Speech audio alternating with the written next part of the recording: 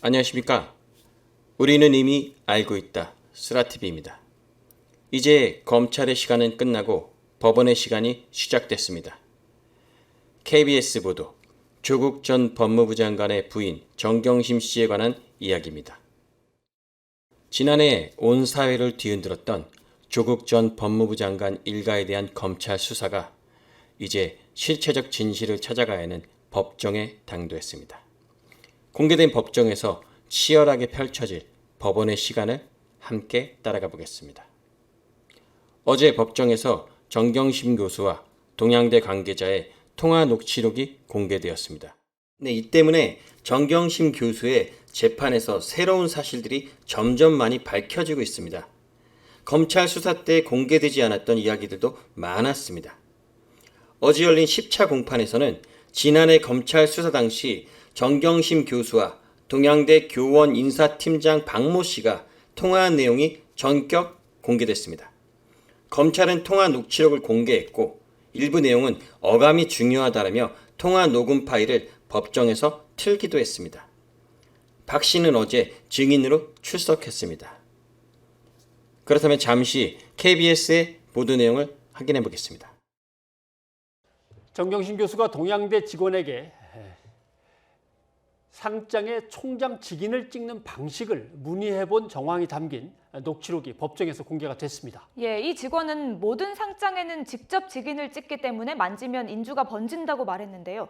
정 교수가 자녀의 상장은 그렇지 않다며 의문을 드러내기도 했습니다. 강희경 기자입니다.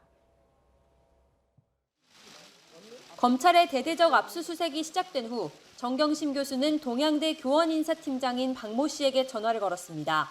동양대 상장에 총장 직인을 어떻게 찍는지 문의하기 위해서였습니다. 박 씨는 모든 상장에 빨간색 인주를 찍는다며 컬러 프린트로 인쇄돼 나가는 건 절대 없고 인주를 손으로 문지르면 지워진다고 답했습니다. 그러자 정 교수는 집에 자녀의 동양대 수료증이 있는데 딸에게 인주가 번지는지 보라고 했더니 번지지 않는다고 했다며 의문을 표시했습니다. 정경심 교수 재판에서 검찰이 공개한 통화 녹음 속 내용입니다. 검찰은 동양대에는 표창장에 총장 직인을 스캔한 이미지 파일을 사용하지 않는다며 정 교수가 표창장을 위조했다는 공소 사실을 입증하는 데 주력했습니다. 반면 정 교수 측은 졸업장 발급 등의 총장 직인 이미지 파일을 사용할 때가 있었고 파일이 실제 존재한다는 증언도 있다고 주장했습니다. 또 정 교수가 실제 표창장을 위조했다면 인주가 번지는지 묻지 않았을 거라고 반박했습니다. 이어진 이광열 전 키스트 소장의 증인 신문에서는 자신이 써준 정 교수 딸의 인턴 확인서와 실제 의전원 입시에 활용된 서류가 다르다는 증언이 나왔습니다. 이 전 소장은 정 교수가 인턴 확인서 내용을 의논 없이 수정한 줄 몰랐다면서 의전원 입시에 사용될 줄 알았다면 확인서를 안 써줬을 것이라고 증언했습니다. 여기서 궁금한 사실은 정경심은 왜 직인 얘기를 먼저 꺼냈을까 하는 점입니다. 지난해 9월 3일 KBS에서 동양대 표창장 의혹이 보도되자 정 교수는 박 씨에게 전화를 걸어 딸 조민 씨가 받은 표창장에 대해 먼저 해명을 합니다. 학생들이 영어 에세이를 쓰면 평가해 줄 사람이 필요해서 조민 씨가 자원봉사를 했다는 겁니다. 녹취록에 따르면 정 교수는 그거를 우리 딸이 해준 거예요. 볼런티어를 봉사를 해준 거예요. 라며 당시 행정 업무를 담당했던 오모 계장의 추서로 조모 씨가 상을 받았다고 말했습니다. 그러나 더 황당한 건 다음 날인 9월 4일 다시 전화를 건 정 교수는 박 씨에게 동양대 위임 전결 규정을 찾아달라고 부탁을 합니다.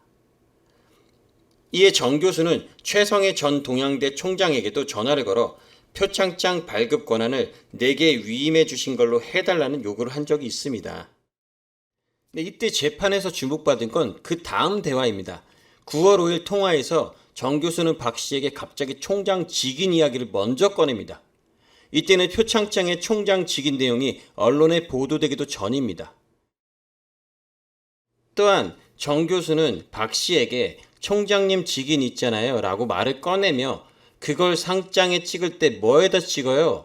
어떻게 찍어요? 라고 묻습니다. 이에 박 씨는 상장 용지를 가져다 놓고 상장에 직인을 찍게 되고 우리가 직인을 사용하게 되면 직인 대장에다가 뭐뭐를 한다라고 이제 옆에 그 기재하는 거죠. 라고 설명을 합니다. 결과적으로 박 씨의 얘기는, 동양대 직원인 박 씨의 얘기는, 총장의 상장은 직인을 찍는데 그 직인은 인주로만 찍는다는 결과적이고 충격적인 얘기를 합니다. 이에 직인에 대해 계속 물어보던 정 교수는 직인의 이미지를 갖다가 상장 위에 얹어서 찍을 가능성은 없죠? 라며 묻습니다.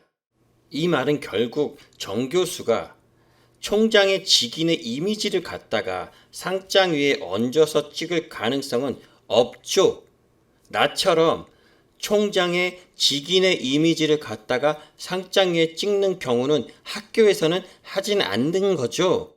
라며 마치 자신의 범죄 행위를 실토하는 듯한 질문을 하는 것입니다. 물론 이 부분에 대해선 아직 법적으로 확정된 판결은 나오지 않은 상태입니다. 단지 우리가 합리적인 의심을 할 수 있다는 것이지요. 그러나 공교롭게도 정 교수가 스스로 언급한 이 방식은 검찰이 기소한 정 교수의 표창장 위조 방식과 거의 동일합니다. 정 교수는 아들 표창장 그림 파일에서 총장 직인 부분을 컴퓨터로 오려내 딸의 표창장에 붙여넣는 방식으로 위조한 혐의로 기소가 됐습니다. 마치 기생충에서 나온 그런 비슷한 행위인 것이죠. 네, 그럼 여기서 조금 더 나아가 정경심 씨와 박 씨와의 전화 내용을 조금 더 살펴보기로 하겠습니다. 그럼 제가 여기서 여러분들께 조금 더 그날 그 시점에 생생한 현장감을 전해드리기 위해서 잠시 제가 상황극을 하겠습니다. 정경심 씨는 이렇게 말합니다. 그러니까 이런 가능성은 없는 거죠. 인터넷으로 예를 들면 이미지를 갖다가 그 위에다가 이렇게 엎어가지고 뭐 찍거나 그럴 가능성은 아예 없는 거죠. 그랬더니 박 씨는 그거를 뭐 직원이나 누가 악의적으로 그 직인 대장의 도장을 스캔을 얹으려 그러면 뭐 얹을 수는 있겠죠. 그걸 뭐 포토샵 같은 거로 해서 뭐. 그랬더니 정경심은 진짜? 라고 말합니다. 이 박 씨는 직인을 찍잖아 얘. 이게 빨간색 인지로 우리는 항상 찍어 나가거든요. 정경심은 이게 컬러 프린팅이 아니고? 그러자 박 씨는 예. 그러다 보면 그 인주 묻어있는 부분을 손으로 이래 문질러 보면 지워지지 않습니까? 정경심 씨는 잠시 침묵을 하다가 아 그래요? 박 씨는 예 그래 되죠.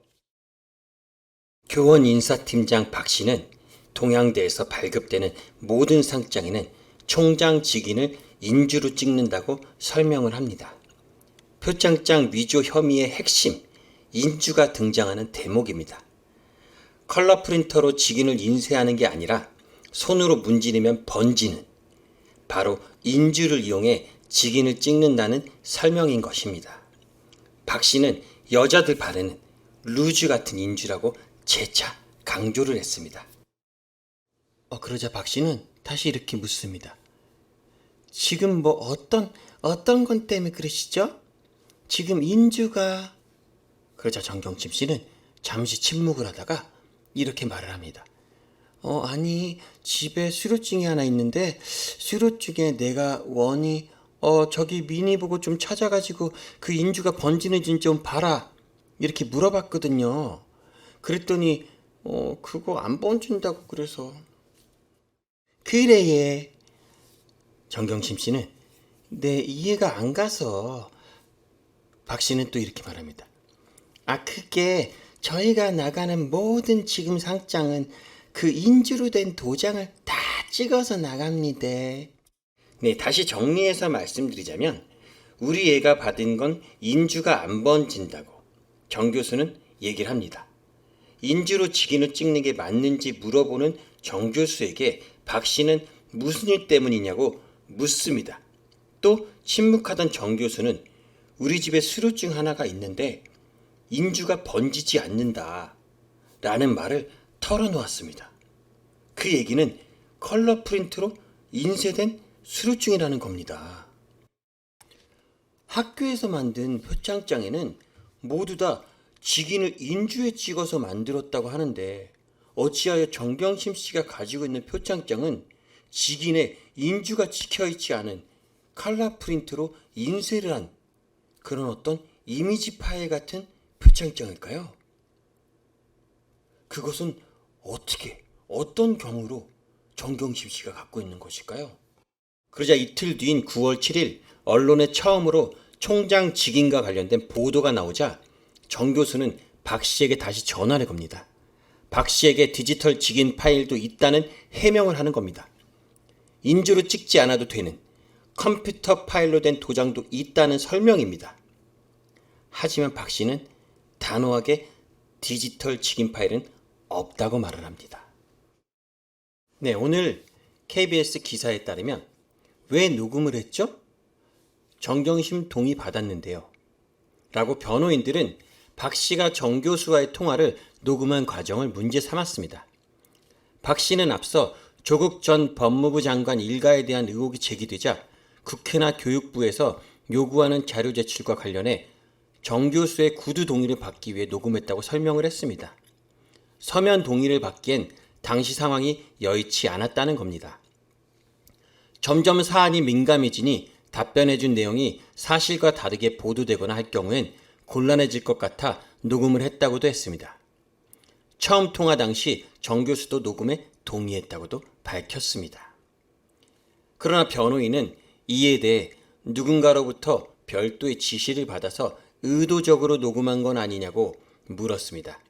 특히 정 교수와 통화하기 전 최성해 전 총장과 미리 통화를 한 것은 아닌지, 또 정 교수와의 통화 내용을 최 전 총장에게 보고한 것은 아닌지도 물었습니다. 그러자 박 씨는 모두 그런 적이 없다고 답을 했습니다. 녹음과 관련된 이야기를 계속 물어보자 재판부는 피고인은 동의한 걸로 알고 있는데 지금 동의 여부만 6번을 계속 물어보시는데 라며 변호인을 제지하기도 했습니다. 그렇다면 왜 이렇게 통화 녹음 동의 여부를 집요하게 물어봤을까요? 재판이 끝난 뒤 정 교수의 변호인인 김칠준 변호사가 취재진과 한 인터뷰를 보면 변호인단의 생각을 보다 분명히 알 수 있습니다. 김 변호사는 정경심 교수와 통화하기 이틀 전에 박 씨가 최성해 총장으로부터 어떤 얘기를 들었다는 얘기도 있었다. 단순히 개인 정보 제공에 대한 동의를 확인할 목적으로 녹음을 했다고 하지만 그것이 아니라 어떤 의도하에서 대화를 녹음하지 않았나라는 의심을 갖게 된다고 밝혔습니다. 또 검찰이 녹음 내용을 과도하게 오해하거나 아전 인수격으로 해석한 게 많이 있지 않았나? 라고 덧붙였습니다. 또 여전히 수사기간 이전부터 의도를 갖고 접근해 녹음하지 않았나? 라는 의구심을 여전히 강하게 만드는 계기가 됐다고도 했습니다. 네, 오늘 기사 내용을 보고 진중권 전 동양대 교수는 이렇게 페이스북에 적었습니다. 녹취 내용이 공개됐네요. 정경심이 늘어놓는 얘기는 J 교수와 K 교수에게 들은 얘기고요. 그 얘기 듣고 빠져나갈 구멍을 찾기 위해 혹시 총장 표창장도 그런 식으로 나갈 수 있는지 확인하려고 했던 거죠. 결국 직원에게 그런 적이 없다는 얘기를 듣고 크게 낙담하며 난감해하는 대목입니다. 아마 그 때문에 우리가 원본을 영원히 볼 수 없게 된 건 아닐까요? 원본에는 인주가 묻어있지 않았을 테니 그거 제출하는 순간 위조라는 사실이 바로 드러날 테니까요. 그래서 부랴부랴 사진만 찍어두고 원본은 없애버린 거죠. 그리고 그 사진은 언제 찍었는지 감추기 위해 생성 파일을 지운 채로 검찰에 제출한 것이고, 아무튼 표창장의 직인은 아들 수료증의 것을 카피한 것이라 그 둘을 비교하면 완전히 동일할 겁니다. 인주를 묻혀도 100% 고루 묻는 건 아니거든요. 묻은 인주의 농도만 비교해봐도 금방 알 수 있죠. 방송을 마치기에 앞서 오늘 진중권 교수의 한마디를 들려드리겠습니다. 하여튼 대단한 가문이야.